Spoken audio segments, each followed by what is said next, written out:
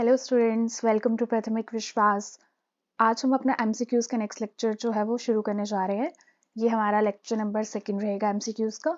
इससे पहले भी हमने अपने अकाउंटेंसी से रिलेटेड कुछ एमसीक्यूज़ किए थे और उसमें कुछ बेसिक टॉपिक्स को डिस्कस भी किया था। अब हम इसमें भी जो हमारे नए टॉपिक्स आते जाएंगे हम उन्हें डिस्कस करते जाएंगे साथ साथ में। So now let's begin. तो हम अपने फर्स्ट क्वेश्चन से स्टार्ट करेंगे। तो आज का हमारा जो फर्स्ट क्वेश्चन है वो रहता है, under which basis of accounting actual cash receipts and actual cash payments are recorded. यानी कि हमारा फर्स्ट क्वेश्चन हमसे क्या कह रहा है कि ऐसा कौन सा अकाउंटिंग है, ऐसी कौन सी अकाउंटिंग है जिसमें हम एक्चुअल में कैश देते हैं और एक्चुअल में कैश को रिसीव करते हैं। यानी कि ये हमने पहले भी डिस्कस किया है कि हमारी जो कैश बेसिस ऑफ अकाउंटिंग रहती है उसमें हम सिर्फ उन्हीं ट्रांजैक्शंस को रिकॉर्ड करते हैं जिनमें हमने एक्चुअल में कैश पेमेंट की है या फिर हमने एक्चुअल में कैश लिया है या फिर एक्चुअल में कैश किसी को दिया है। यानी कि उसमें क्रेडिट की कोई भी ट्रांजैक्शन हम रिकॉर्ड नहीं करते हैं, सिर्फ वही ट्रांजैक्शंस उसमें रिकॉर्ड की जाएंगी जो कि एक्चुअल में कैश बेसिस पर हुई हैं। यानी कि जहां पर हमने कैश दिया है या फिर हमने कैश लिया है, कोई भी क्रेडिट ट्रांजैक्शन हमारे कैश बेसिस में रिकॉर्ड नहीं की जाती है। तो इसका जो हमारा सही ऑप्शन रहेगा वो रहेगा ऑप्शन नंबर बी, यानी कि cash. Now move to the next question. तो आज का हमारा जो नेक्स्ट क्वेश्चन है वो है, the alternative to cash basis of accounting is called basis of accounting. अब ये क्वेश्चन हमने पहले भी देखा था कि हमारा जो कैश बेसिस है उसका अल्टरनेटिव क्या रहता है। यानी कि अगर हम अपना अकाउंटिंग प्रोसेस कैश बेसिस के थ्रू फॉलो नहीं कर रहे हैं या फिर हम अपनी अकाउंटिंग कैश बेसिस पर नहीं कर रहे हैं तो हम किसके बेसिस पर अकाउंटिंग करते हैं। अकाउंटिंग जो है वो कैश बेसिस पर नहीं कर रहे हैं तो हम किस पर करेंगे। हमारे अकाउंटिंग के दो बेसिक्स रहते हैं, या तो वो रहता है कैश या तो वो रहता है एक्यूरल। अब कैश बेसिस में क्या रहता है कि हर एक ट्रांजैक्शन जहां पर एक्चुअल में कैश लिया है या फिर एक्चुअल में कैश दिया है वो रिकॉर्ड की जाएंगी, और एक्यूरल बेसिस में हम कैश वाली भी सारी ट्रांजैक्शंस को रिकॉर्ड करते हैं और हमारी जो क्रेडिट वाली ट्रांजैक्शंस है वो भी सारी रिकॉर्ड करते हैं। यानी कि अगर हम कैश बेसिस को फॉलो नहीं कर रहे हैं तो उसका जो दूसरा अल्टरनेटिव रहेगा तो वो रहेगा एक्यूरल बेसिस। मतलब इसका जो करेक्ट ऑप्शन हमारे पास आ जाएगा इस क्वेश्चन का वो आ जाएगा एक्यूरल बेसिस, क्योंकि अगर हमारी ट्रांजैक्शंस कैश बेसिस पर नहीं है तो वो एक्यूरल बेसिस पर होंगी।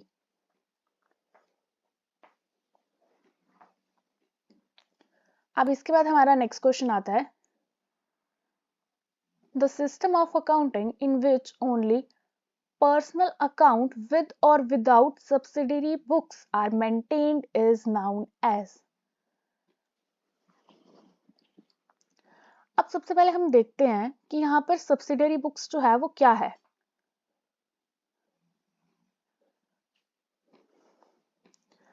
अब सब्सिडरी बुक्स क्या होता है। सब्सिडरी बुक्स है हमारी ओरिजिनल एंट्री बुक, यानी कि हमारी डे बुक। हमारी डे बुक का ही दूसरा नाम जो है वो रहता है सब्सिडरी बुक्स, और हम इसे क्या कहते हैं, साथ साथ में इसका एक और नाम है वो है हमारा ओरिजिनल एंट्री बुक, यानी कि जिसे हम जर्नल कहते हैं। तो यहाँ पर सब्सिडरी बुक्स और कुछ भी नहीं है, ये सिर्फ जर्नल का एक दूसरा नाम है। The system of accounting in which only personal account with और without subsidiary books are maintained is known as. अब यहाँ पर क्या कहा है उसने कि अकाउंटिंग का ऐसा कौन सा सिस्टम है जहां पर हम पर्सनल अकाउंट को विद या विदाउट सब्सिडरी बुक्स जो है वो रिकॉर्ड कर सकते हैं। अब यहाँ पर क्या है, सब्सिडरी बुक्स जर्नल, यानी कि जर्नल। अब जर्नल किसके बेसिस पर बनाया जाता है। जर्नल जो है वो बनता है डबल एंट्री के रूल्स पर। यानी कि जर्नल में जितनी भी ट्रांजैक्शंस रिकॉर्ड की जाती हैं वो सारे डबल एंट्री के बेसिस पर की जाती हैं।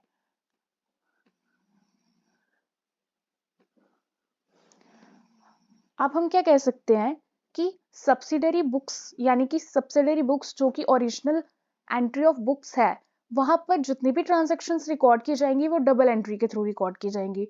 यानी कि वहां पर जो भी ट्रांजैक्शन होगी उसका हमेशा डबल इफेक्ट रहेगा, यानी कि उसका इफेक्ट पर्सनल अकाउंट पर भी पड़ रहा है तो उसके साथ साथ किसी और अकाउंट पर भी पड़ेगा, दो ट्रांजैक्शंस पर पड़ेगा। अब यहाँ पर इसने हमसे कहा है the system of accounting in which only personal account with or without subsidiary books are maintained।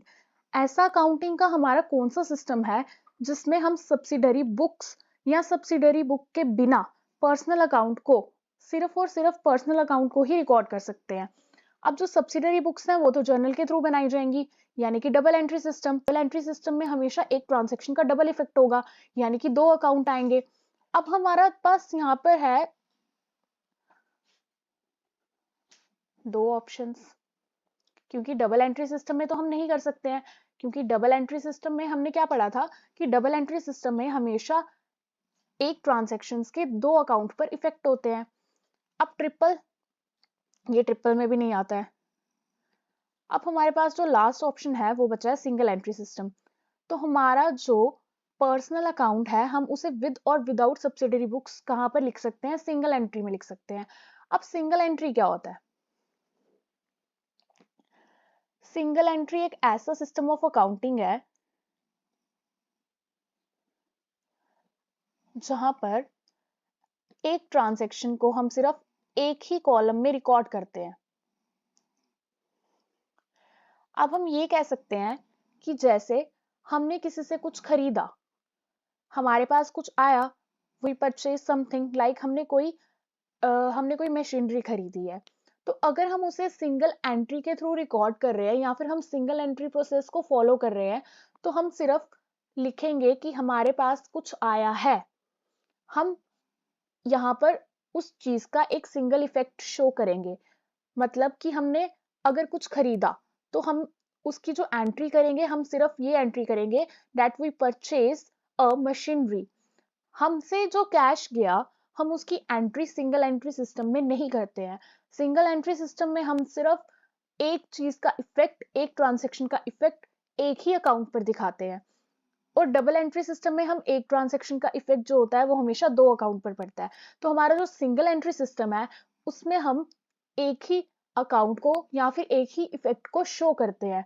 तो यहाँ पर हमारा जो पर्सनल अकाउंट है वो हमारा सिंगल एंट्री सिस्टम के अंदर आएगा, क्योंकि अगर हम उसे विद और विदाउट सब्सिडरी बुक्स मेंटेन कर रहे हैं तो वो सिंगल एंट्री के सिस्टम के अंदर ही आएगा, क्योंकि सिंगल एंट्री ही एक ऐसा सिस्टम है जहां पर एक एंट्री का, यानी कि एक ट्रांजैक्शन का सिंगल इफेक्ट पड़ता है और वो सिर्फ एक ही अकाउंट पर पड़ेगा। Now move to the next question. अब हमारा जो अगला क्वेश्चन रहता है वो क्या है? The method of writing every transaction in two account is known as. हर एक ट्रांजैक्शन को जब हम लिखते हैं तो हमने हमेशा पढ़ा है कि जब भी हम किसी भी ट्रांजैक्शन को लिखेंगे या फिर हमारी कोई भी ट्रांजैक्शन होती है और अगर उसका इफेक्ट दो अकाउंट्स में पड़ रहा है, यानी कि अगर उसका इफेक्ट जो है वो डेबिट साइड भी जा रहा है और उसका इफेक्ट क्रेडिट साइड पर भी है, तो वो हमेशा डबल एंट्री के केस में होगा। यानी कि इसका जो सही आंसर होगा वो होगा डबल एंट्री। हमारा वो मेथड जिससे हम ट्रांजैक्शंस को रिकॉर्ड करते हैं और हमारे ट्रांजैक्शंस को रिकॉर्ड करने पर उस ट्रांजैक्शन का इफेक्ट जब दो अकाउंट्स में पड़ता है तो उस मेथड को हम हमेशा क्या कहते हैं? Double entry system. अब इसके बाद हमारा नेक्स्ट क्वेश्चन है, under which basis of accounting both cash basis and accrual basis are followed। हमारा ऐसा कौन सा अकाउंटिंग प्रोसेस है या फिर ऐसी कौन सी अकाउंटिंग है जिसके अंदर हम कैश बेसिस को भी फॉलो कर रहे हैं और एक्यूरल बेसिस को भी फॉलो कर रहे हैं।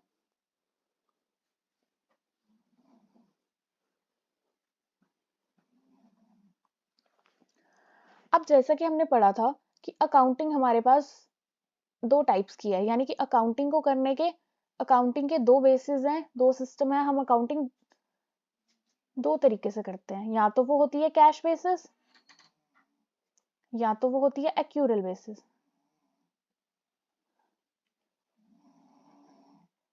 अब हमारे कैश बेसिस में क्या रहता है, हम सिर्फ उन्हीं ट्रांजैक्शंस को रिकॉर्ड करेंगे जो हमारे कैश से रिलेटेड है, और एक्यूरल बेसिस में हम अपनी कैश ट्रांजैक्शंस को भी रिकॉर्ड करते हैं और हमारी जो क्रेडिट ट्रांजैक्शंस रहती हैं हम उन्हें भी रिकॉर्ड करते हैं।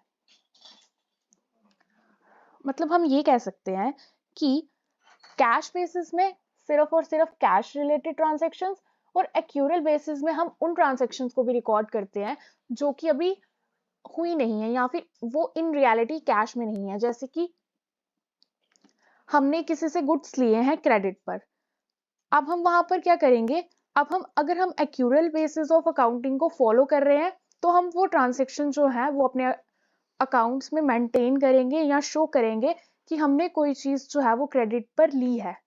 और अगर हम कैश बेसिस को फॉलो कर रहे हैं तो हम इस ट्रांजैक्शन को इग्नोर करते हैं, हम शो नहीं करते हैं। अब कैश बेसिस में क्या होता है, कैश बेसिस में हम देखते हैं जो एक्चुअल में कैश पेमेंट हो रही है या फिर जो हम एक्चुअल में कैश को रिसीव कर रहे हैं। अब कैश बेसिस में हमारी वही ट्रांजैक्शंस आ जाती हैं जो कि हमने एक्चुअल में कैश में दी है या फिर कैश में ली है, यानी कि जहां पर हमने कैश रिसीव किया है एक्चुअल में, या फिर जहां पर हमने एक्चुअल में कुछ कैश पेमेंट की है, उस सारे प्रोसेस को जब हम रिकॉर्ड करते हैं सिर्फ कैश बेसिस पर, वो सारे के सारे हमारे कैश बेसिस के अंदर आएंगे। और एक्यूरल बेसिस में क्या आ जाता है, जो कोई भी रिवेन्यू हमने अर्न किया है, कोई भी रिवेन्यू अगर हमने अर्न किया है या फिर कोई भी एक्सपेंसेस इनकर्ड, यानी कि जो भी हमें एक्सपेंसेस हुए हैं वो सारे। कैश बेसिस में सिर्फ actual cash payments and actual cash receive आएगा। और हमारा जो एक्यूरल बेसिस है इसमें क्या आ जाता है, जितने भी हमारे एक्सपेंसेस इनकर्ड हुए हैं या फिर जितना भी रिवेन्यू हमने कमाया है, जितना भी रिवेन्यू हमने अर्न किया है, वो सारा का सारा आ जाएगा हमारा एक्यूरल बेसिस पर। अब इन्होंने हमसे पूछा है कि cash basis and accrual basis are followed by, अगर हम कैश बेसिस और एक्यूरल बेसिस को साथ में लेंगे तो वो कौन सी अकाउंटिंग है, या फिर उसे हम क्या नाम देते हैं। अगर हम कैश बेसिस और एक्यूरल बेसिस को साथ में फॉलो कर रहे हैं या फिर हम उन दोनों को एक साथ चला रहे हैं तो उसका जो नाम आ जाता है वो आ जाता है मिक्स और हाइब्रिड अकाउंटिंग या फिर मिक्स और हाइब्रिड बेसिस। अब मिक्स्ड और हाइब्रिड बेसिस में क्या रहता है कि हम कुछ ट्रांजैक्शंस जो हैं वो हम कैश के थ्रू करेंगे, यानी कि कैश बेसिस के थ्रू रिकॉर्ड करते हैं। कुछ हमारी जो ट्रांजैक्शंस रहती हैं उनको कैश बेसिस पर रिकॉर्ड किया जाता है, और कुछ ट्रांजैक्शंस को एक्यूरल बेसिस पर रिकॉर्ड किया जाता है। मिक्स्ड और हाइब्रिड में हमारा क्या रहता है कि जितने भी हमारे एक्सपेंसेस हुए हैं या फिर एक्सपेंसेस इनकर्ड किए हैं हमने, उन सबको हम एक्यूरल बेसिस पर रिकॉर्ड करेंगे। और जितने भी कैश पे मतलब कैश हमने रिसीव किया है, जितना भी एक्चुअल में कैश रिसीव किया है, उन सारी ट्रांजैक्शंस को कैश बेसिस पर हम रिकॉर्ड करते हैं। और जितने भी एक्सपेंसेस इनकर्ड हुए हैं उन सबको एक्यूरल बेसिस पर रिकॉर्ड करते हैं। यानी कि ये कैश बेसिस और एक्यूरल बेसिस का जो कॉम्बिनेशन है इसे हम कहते हैं मिक्स्ड और हाइब्रिड बेसिस। इसमें कुछ ट्रांजैक्शन कैश के थ्रू रिकॉर्ड किए जा रहे हैं और कुछ ट्रांजैक्शन एक्यूरल के थ्रू रिकॉर्ड किए जा रहे हैं। बहुत ही रियरली कुछ कंपनीज होंगी जो ये प्रोसेस फॉलो करती है। प्रोसेस है ये हमें एक्चुअल प्रॉफिट कभी शो नहीं करता है। इन द एंड हमें एक्चुअल पोजीशन जो है वो इस प्रोसेस से पता नहीं चलती है। इसलिए मोस्ट ऑफ द कंपनीज जो है वो मिक्स्ड और हाइब्रिड बेसिस को इग्नोर करती हैं, और वो या तो कैश बेसिस के थ्रू रिकॉर्डिंग करती हैं या तो एक्यूरल बेसिस के थ्रू रिकॉर्डिंग करती हैं। अब इसके बाद हमारा जो नेक्स्ट क्वेश्चन आ जाता है वो आ जाता है, एनी एक्सचेंज ऑफ मनी और money is worth between two parties is called.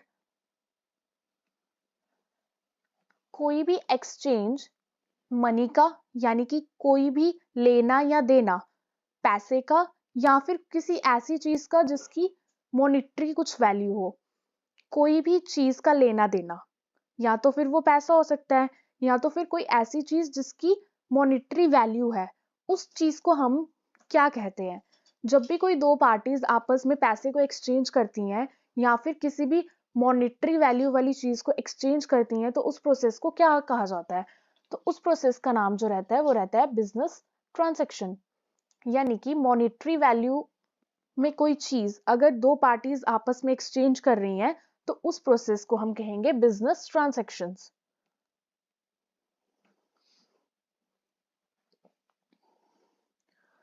अब इसके बाद हमारा जो नेक्स्ट क्वेश्चन है वो आ जाता है, in accounting transactions of similar nature are added or subtracted at a particular place known as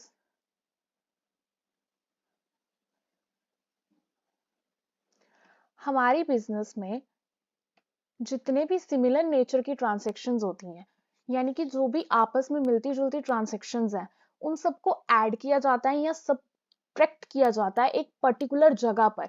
एक पर्टिकुलर जगह पर जहां पर उनको ऐड या सब्ट्रैक्ट किया जाएगा, उस जगह का नाम क्या है या फिर हम उसे क्या कहते हैं? तो हमारे पास यहाँ पर चार ऑप्शंस हैं। पहला है खाता, दूसरा है अकाउंट, तीसरा है register and the last one is book. तो जहां पर भी हम एडिशन या सब्ट्रैक्शन करते हैं अपनी ट्रांजैक्शंस की, तो उस चीज को हमेशा क्या कहा जाता है? अकाउंट। तो इसका जो हमारा करेक्ट ऑप्शन है वो रहेगा अकाउंट।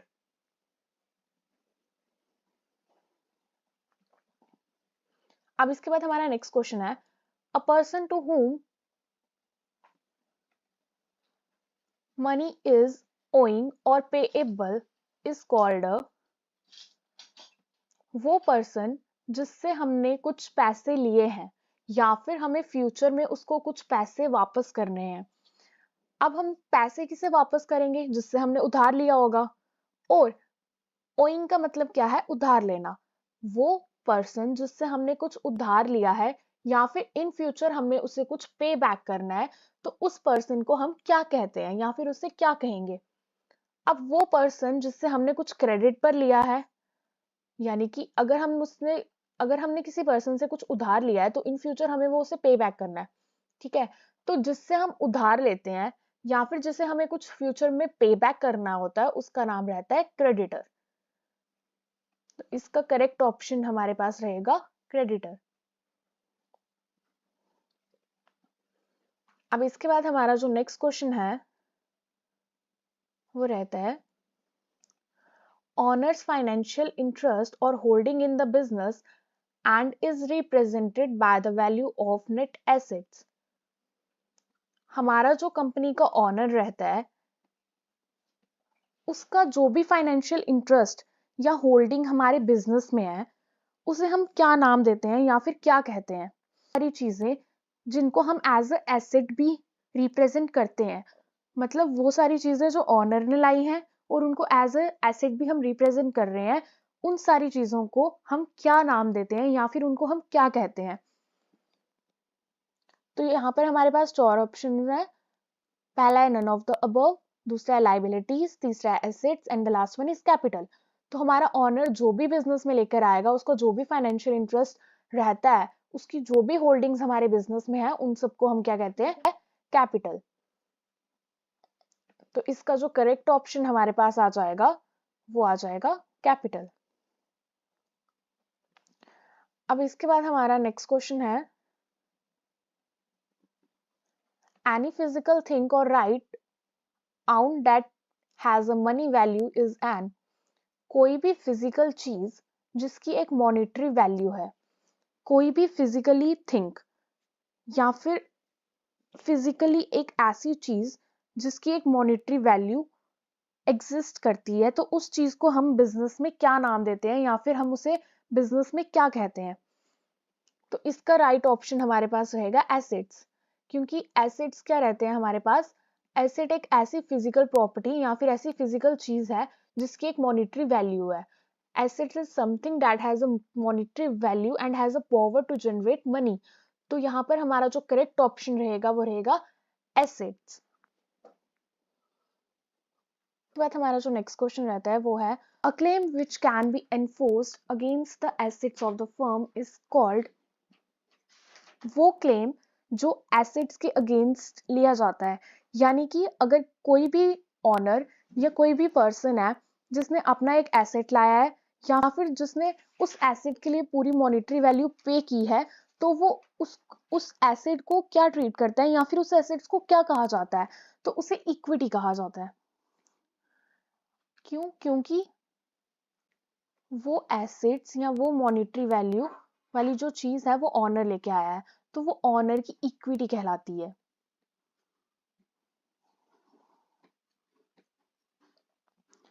अब इसके बाद हमारा नेक्स्ट क्वेश्चन आ जाता है, an inflow of assets which result in an increase in owner's equity is termed as। जब भी कोई एसेट आ रहा है कंपनी में, किसी भी एसेट का इनफ्लो हो रहा है, यानी कि जब भी कोई एसेट हमारी कंपनी में आ रहा है और उसका रिजल्ट क्या रहता है, उसके रिजल्ट यानी कि उस एसेट के आने के बाद, उस एसेट के हमारे कंपनी में आने के बाद जो रिजल्ट होगा वो क्या रहेगा? इंक्रीज इन ऑनर्स इक्विटी, यानी कि वो ऑनर की इक्विटी को बढ़ा रहा है, ऑनर की कैपिटल को बढ़ा रहा है। तो उसको हम क्या नाम देते हैं या फिर उससे हम क्या कहते हैं? जब भी कोई एसेट हमारी कंपनी में आया है और उसने ऑनर की कैपिटल को बढ़ाया है, तो उसका नाम हमेशा रहेगा इनकम। यानी कि ऑनर ने कुछ लगाया था हमारी कंपनी में, अब वो जो है वहां से कुछ इनफ्लो हो रहा है, कुछ इनकम जो है वो जनरेट कर रहा है एसेट। अब ऑनर ने क्या किया है, कुछ एसेट लेकर आया, वो उसने हमारी कंपनी में कुछ एसेट लाया जिससे कि उसकी इक्विटी तो इंक्रीज हुई ही हुई, but because of this asset हम क्या करेंगे? मनी जनरेट करेंगे, कुछ ना कुछ ऑनर को उससे मिलेगा, तो वो जो उसे कुछ मॉनेटरी टर्म्स में मिलता है उसी को हम इनकम कहते हैं। अब इसके बाद हमारा नेक्स्ट क्वेश्चन रहता है, any amount or goods withdrawn by the owner of the business for the personal use is called। कोई भी एसेट या कोई भी गुड्स जो एक ऑनर अपने बिजनेस से निकाल रहा है, पर वो सिर्फ और सिर्फ अपने पर्सनल यूज के लिए निकाल रहा है, उस पैसे को या फिर उस चीज को वो किसी भी बिजनेस पर्पस के लिए यूज नहीं कर रहा है, वो अपने पर्सनल पर्पस के लिए यूज कर रहा है, तो उस टर्म को हम क्या कहेंगे? उस टर्म का नाम रहता है ड्राइंग्स। जब भी कोई ऑनर बिजनेस से अपने पर्सनल यूज के लिए कोई भी चीज निकालेगा या कोई भी अमाउंट विड्रॉ करेगा, तो उस टर्म को हम एज अ ड्राइंग्स जो है वो ट्रीट करते हैं। अब इसके बाद हमारा नेक्स्ट क्वेश्चन रहता है, any written document in support of business transactions is called. एक रिटन डॉक्यूमेंट जो कि बिजनेस ट्रांजेक्शन को सपोर्ट करता है, यानी कि एक ऐसा रिटन डॉक्यूमेंट जिसके बेसिस पर बिजनेस ट्रांजेक्शंस की जाती हैं, उसे क्या कहा जाता है या फिर उसका क्या नाम रहता है? अब हमारे पास यहाँ पर चार ऑप्शंस हैं।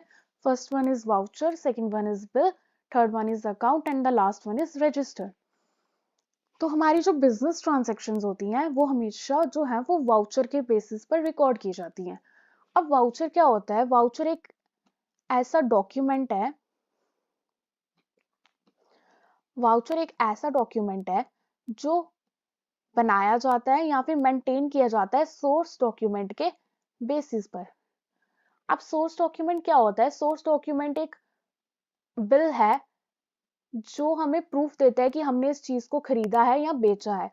एक बिल, किसी भी चीज का बिल, उसे हम कहेंगे सोर्स डॉक्यूमेंट। अब सोर्स डॉक्यूमेंट के थ्रू हम बनाते हैं voucher.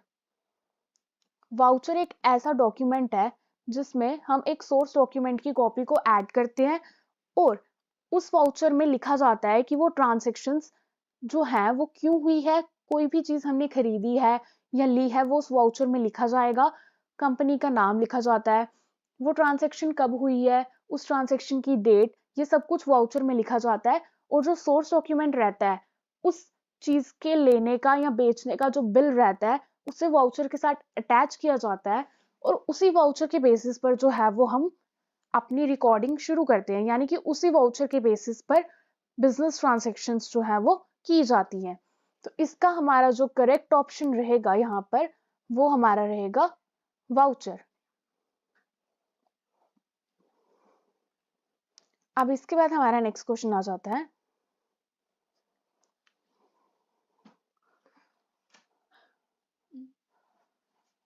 PMFS earlier known as। PMFS को अर्लियर जो है हम क्या कहते थे। अब सबसे पहले हम समझेंगे कि PMFS एक्चुअल में होता क्या है। तो PMFS जो है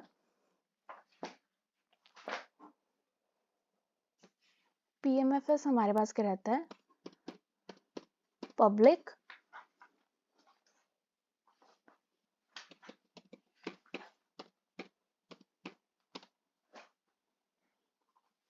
हमारे पास PMFS है, वो एक्चुअल में क्या है, PMFS is a public financial management system. यानी कि हमारा PMFS जो है उसका जो फुल फॉर्म है या फिर उसका जो नाम है वो एक्चुअल में क्या रहता है, पब्लिक फाइनेंशियल मैनेजमेंट सिस्टम। अब पब्लिक, सबसे पहले हमारे पास यहाँ पर वर्ड यूज हुआ है वो है पब्लिक। अब पब्लिक क्या होता है, अकाउंटिंग में जो पब्लिक वर्ड है वो हमेशा गवर्नमेंट के लिए यूज किया जाएगा। यानी कि पब्लिक मींस गवर्नमेंट। कोई भी चीज जब गवर्नमेंट से रिलेटेड है तो उसके लिए जो वर्ड यूज किया जाता है वो हमेशा पब्लिक किया जाता है। अब फाइनेंस मींस मनी, पैसा। अब मैनेजमेंट क्या रहती है, मैनेजमेंट होता है मैनेज करना। अब यहाँ पर जो ये टर्म है पब्लिक फाइनेंशियल मैनेजमेंट सिस्टम, अब पब्लिक फाइनेंशियल मैनेजमेंट सिस्टम क्या है, पब्लिक फाइनेंशियल मैनेजमेंट सिस्टम एक गवर्नमेंट की ऑनलाइन वेबसाइट कह सकते हैं या फिर हम एक ऑनलाइन प्लेटफॉर्म कह सकते हैं, जो कि बनाई गई है, किस पर्पस के लिए बनाई गई है, पब्लिक के फाइनेंस को मैनेज करने के लिए। यानी कि लोगों का जो पैसा है उसे मैनेज करने के लिए एक ऑनलाइन प्लेटफॉर्म बनाया गया है जिसका नाम है पब्लिक फाइनेंशियल मैनेजमेंट सिस्टम। अब पब्लिक फाइनेंशियल मैनेजमेंट सिस्टम ये एक ऑनलाइन प्लेटफॉर्म है जो कि मैनेज करने के लिए बनाया गया है पब्लिक की मनी को, जो वो पब्लिक की मनी जो कि गवर्नमेंट के पास है, जो गवर्नमेंट पब्लिक से एज अ इंटरेस्ट ले रही है, एज अ फी ले रही है, एज अ पेनल्टी ले रही है, उस सारे पैसे को मैनेज करने के लिए गवर्नमेंट ने एक ऑनलाइन प्लेटफॉर्म क्रिएट किया है जिसका नाम है पब्लिक फाइनेंशियल मैनेजमेंट सिस्टम। ये डेवलप किया गया था या फिर हम कह सकते हैं ये प्लेटफॉर्म जो बनाया गया था वो किसके थ्रू बनाया गया है, तो हमारा ये जो प्लेटफॉर्म है ये किसके थ्रू क्रिएट किया गया है, कंट्रोलर जनरल ऑफ अकाउंट्स। हमारा पब्लिक फाइनेंशियल मैनेजमेंट सिस्टम जो एक ऑनलाइन प्लेटफॉर्म है, इसके क्रिएटर जो हैं वो रहते हैं controller general of accounts, ministry of finance के अंदर आता है। Controller general of accounts it is a department जिसे कौन हेड कर रहा है, मिनिस्ट्री ऑफ फाइनेंस हेड कर रहा है।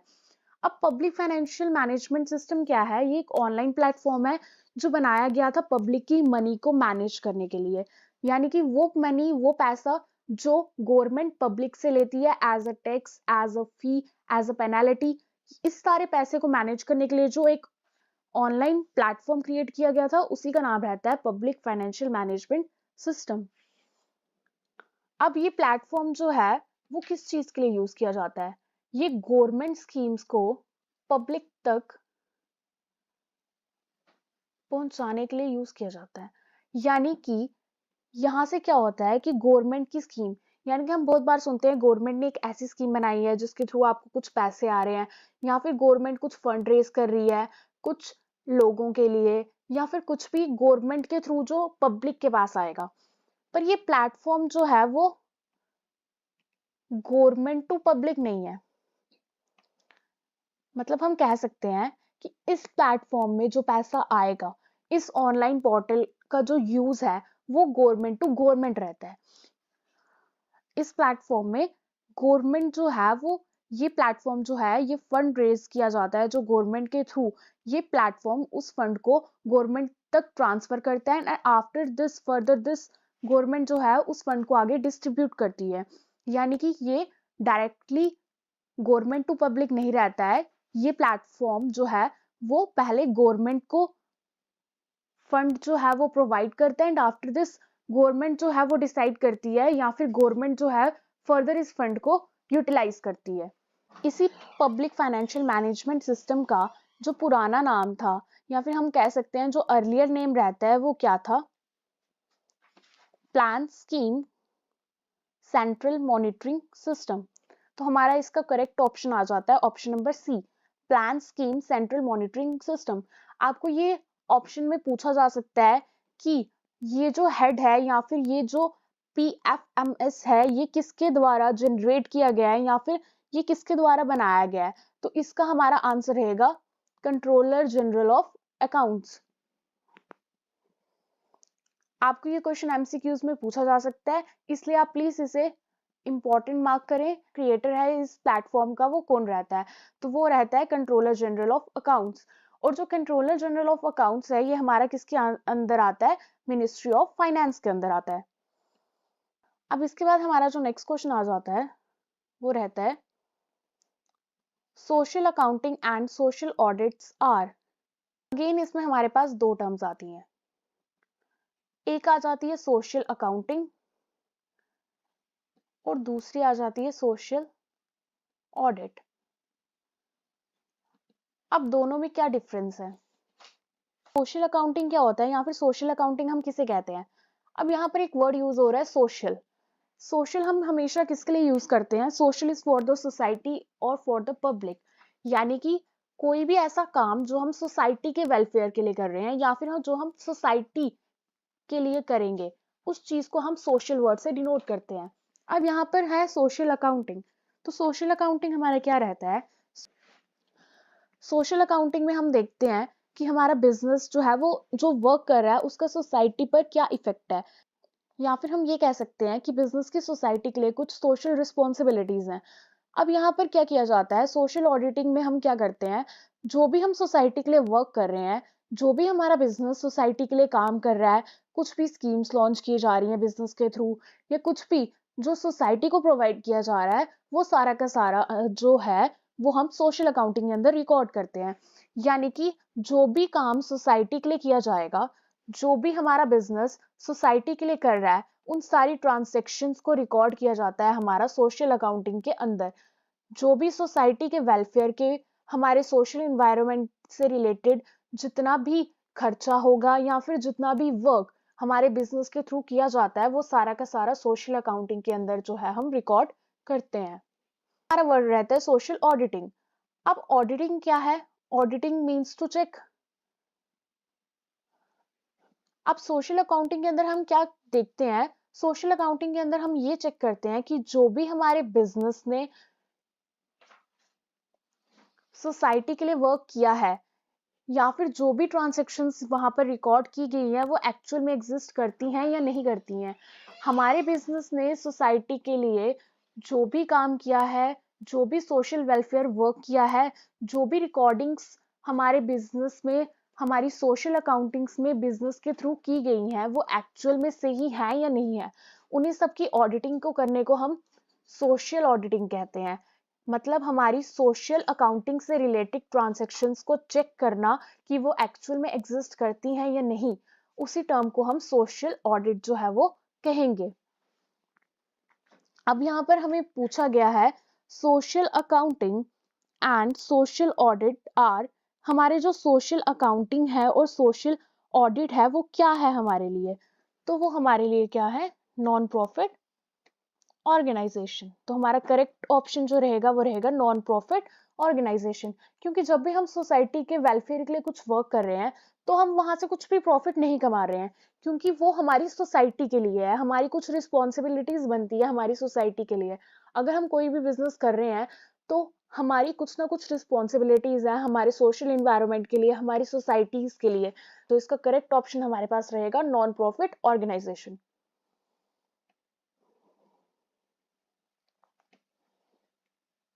अब इसके बाद हमारा नेक्स्ट क्वेश्चन जो रहता है वो रहता है फॉर्मूला ऑफ गेनिंग रेशो।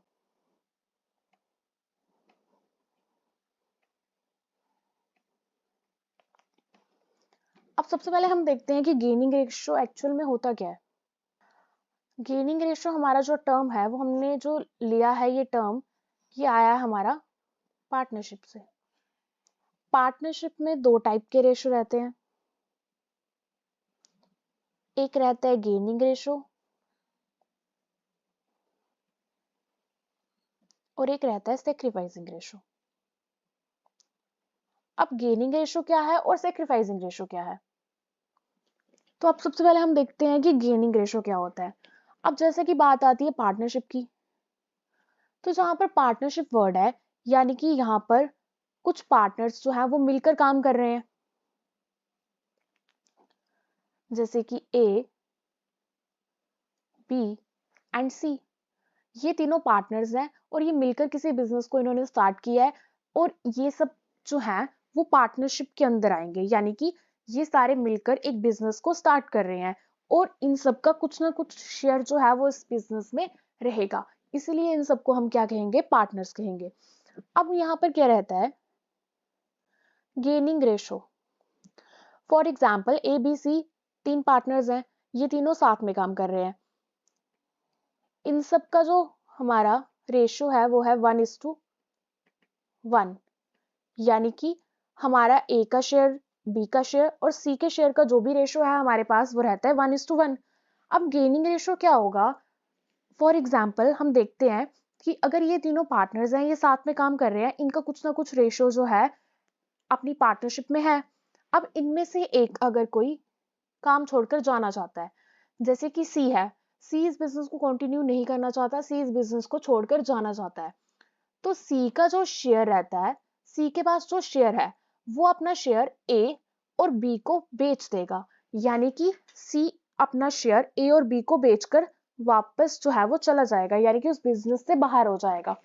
अब यहाँ से इस चीज से क्या होगा कि जो ए और बी का एग्जिस्टिंग शेयर है, जो पहले से उनके पास शेयर है वो पहले से बढ़ जाएगा, ये अपना शेयर उन दोनों को बेच रहा है, यानी कि सी जो है वो उस बिजनेस को कंटिन्यू नहीं करना चाहता, सी बिजनेस को छोड़कर जाना चाहता है, वो अपना शेयर जो है वो ए और बी को बेचकर जा रहा है।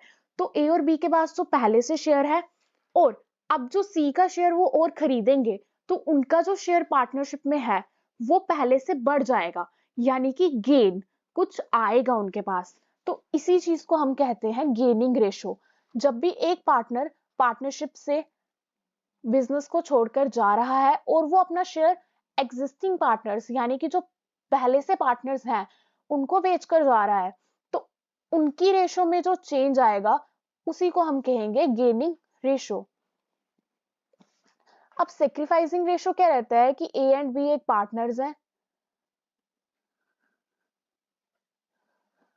और एक नया पार्टनर आ रहा है सी, न्यू पार्टनर। अब ए और बी के पास कुछ उस बिजनेस का शेयर है, ठीक है। अब एक सी जो है वो नया पार्टनर है, वो उनके बिजनेस को ज्वाइन करना चाहता है, उनके बिजनेस में आना चाहता है, तो ए और बी को अपने शेयर्स में से कुछ ना कुछ शेयर जो है वो सी को देना होगा, मतलब इन दोनों को अपने शेयर का कुछ पार्ट जो है वो सी के लिए सेक्रीफाइस करना होगा, यानी कि उन्हें अपने शेयर में से कुछ ना कुछ जो है वो सी को बेचना होगा। जब दो पार्टनर्स किसी नए पार्टनर के आने पर अपने शेयर को बेच देते हैं, उसे कहा जाता है सेक्रीफाइसिंग रेशो। जब इनके शेयर के बेचने के बाद इनमें की रेशो में जो चेंज आएगा उसे कहा जाएगा सेक्रीफाइसिंग रेशो। और जब एक पार्टनर के जाने के बाद दो पार्टनर के रेशोज में जो चेंज आता है उसे कहा जाता है गेनिंग रेशो। यानी कि हम शॉर्ट में ये कह सकते हैं कि जब एक पार्टनर के जाने से दो पार्टनर्स का शेयर बढ़ता है उसे हम गेनिंग रेशो कहेंगे, और जब एक नए पार्टनर के आने से दो पार्टनर्स का शेयर कम हो जाता है उसे हम सेक्रीफाइसिंग रेशो कहेंगे। अब गेनिंग रेशो को निकालने का फॉर्मूला क्या रहता है हमारे पास, गेनिंग रेशो को निकालने का फॉर्मूला रहता है new ratio minus old ratio, यानी कि जो भी नई रेशो में उनका गेन हुआ है उसमें से जब हम पुराने रेशो को माइनस कर देंगे तो हमें पता चलेगा कि उनका शेयर जो है वो कितना ज्यादा बड़ा है। इसके बाद हमारा नेक्स्ट क्वेश्चन आ जाता है partnership deed. What is the partnership deed? तो पार्टनरशिप डीड बेसिकली क्या रहता है, पार्टनरशिप डीड हम किसे कहते हैं, पार्टनरशिप डीड एक एग्रीमेंट है जो कि बनाया जाता है at the time of partnership. जब भी कोई दो पर्सन्स या दो से ज्यादा पर्सन्स मिलकर कोई बिजनेस स्टार्ट करना चाहते हैं तो उसे ही हम पार्टनरशिप कहते हैं, यानी कि जब एक या एक से ज्यादा पर्सन्स मिलकर किसी चीज को स्टार्ट कर रहे हैं तो उसे हम पार्टनरशिप जो है वो नाम देते हैं। अब यहाँ पर क्या रहता है पार्टनरशिप डीड, पार्टनरशिप डीड क्या है? पार्टनरशिप डीड एक एग्रीमेंट है जो उन सब पार्टनर के बीच किया जाएगा उनकी म्यूचुअल अंडरस्टैंडिंग से कि किसका शेयर कितना रहता है, कौन कितना प्रॉफिट लेगा, किसकी लाइबिलिटीज कितनी रहेंगी, ये सब जो है वो पार्टनरशिप डीड के अंदर डिसाइड किया जाता है। उन सभी पार्टनर्स के म्यूचुअल अंडरस्टैंडिंग से ये डीड जो है वो बनाई जाती है। तो पार्टनरशिप डीड क्या है? एक एग्रीमेंट है जो सभी पार्टनर्स साइन करते हैं, जहां पर लिखा जाता है कि किस पार्टनर का शेयर कितना है, कौन कितना प्रॉफिट लेगा, कौन कितनी लाइबिलिटी पे करेगा, ये सभी पार्टनरशिप डीड के अंदर जो है वो मेंशन किया जाता है। अब पार्टनरशिप डीड जो है वो यहाँ पर पूछा गया हमसे कि वो कंपलसरी है या फिर वो कंपलसरी नहीं है। तो इसका जो करेक्ट ऑप्शन रहेगा वो हमारे पास रहेगा बोथ ए एंड बी, यानी कि ये कंप्लीटली पार्टनर्स पर डिसाइड करता है कि वो पार्टनरशिप डीड बनाना चाहते हैं या नहीं बनाना चाहते। अगर वो पार्टनरशिप डीड बनाना चाहते हैं तो वो बना सकते हैं, और अगर वो नहीं बनाना चाहते तो भी वो विदाउट पार्टनरशिप डीड जो है वो अपने बिजनेस को स्टार्ट कर सकते हैं। It is not compulsory for the partners to maintain partnership deed before starting the business. ये अब इसके बाद हमारा जो नेक्स्ट क्वेश्चन रहेगा, if absence of partnership deed the ratio of interest paid on loan is. अगर जो हमारे पार्टनर्स हैं उन्होंने पार्टनरशिप डीड नहीं बनाई है, यानी कि वो विदाउट पार्टनरशिप डीड के जो है वो बिजनेस कर रहे हैं, वो सारे पार्टनर्स जो हैं उन्होंने म्यूचुअल अंडरस्टैंडिंग से ये डिसाइड किया है कि वो विदाउट पार्टनरशिप डीड जो है वो बिजनेस करना चाहते हैं, तो जो रेट ऑफ इंटरेस्ट उनको लोन पर पे करना पड़ेगा वो कितना रहता है? तो इसका हमारा सही ऑप्शन रहता है 6%। जब भी पार्टनरशिप डीड जो है वो नहीं बनाई गई है, यानी कि in the absence of partnership deed in partnership the rate of loan is always 6%, यानी कि पार्टनरशिप डीड के एब्सेंट में जो लोन पेमेंट करनी पड़ेगी उन्हें, लोन पर जो इंटरेस्ट देना पड़ेगा वो 6% रहता है। अगर उन्होंने पार्टनरशिप डीड मेंटेन की है तो वहां पर रेट ऑफ इंटरेस्ट जो पे करना है वो डिसाइडेड होता है, वहां पर मेंशन किया जाता है, लेकिन in the absence of partnership deed ये हमेशा 6% रहेगा। तो ये हमारा आज का लास्ट क्वेश्चन था। अब हम इसके बाद और जो हमारे टॉपिक्स रहते हैं उनसे रिलेटेड एमसीक्यूज कवर करेंगे। Thank you for watching.